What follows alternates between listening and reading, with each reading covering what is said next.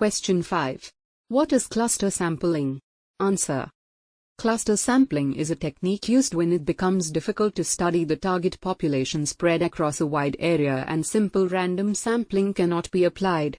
Cluster sample is a probability sample where each sampling unit is a collection or cluster of elements. For example, a researcher wants to survey the academic performance of high school students in Japan. He can divide the entire population of Japan into different clusters, cities. Then the researcher selects a number of clusters depending on his research through simple or systematic random sampling. Question 6. What is systematic sampling?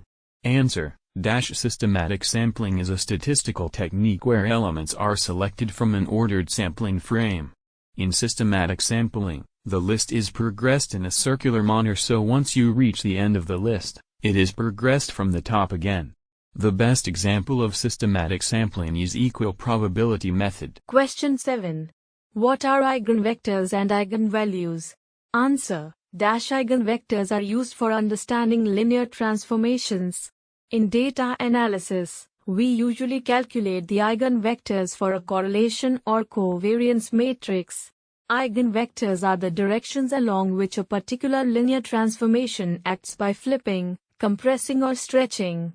Eigenvalue can be referred to as the strength of the transformation in the direction of eigenvector or the factor by which the compression occurs. Question 8.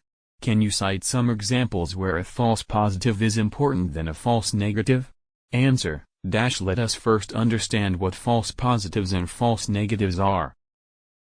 False positives are the cases where you wrongly classified a non-event as an event, aka type I error.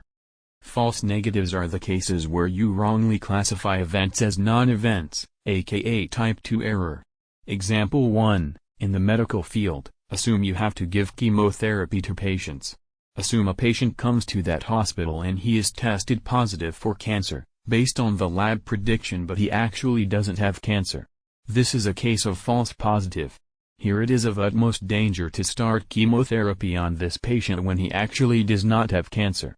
In the absence of cancerous cell, chemotherapy will do certain damage to his normal healthy cells and might lead to severe diseases, even cancer.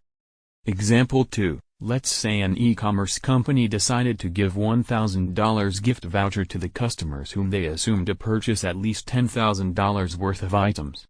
They send free voucher mail directly to 100 customers without any minimum purchase condition because they assume to make at least 20% profit on sold items above $10,000.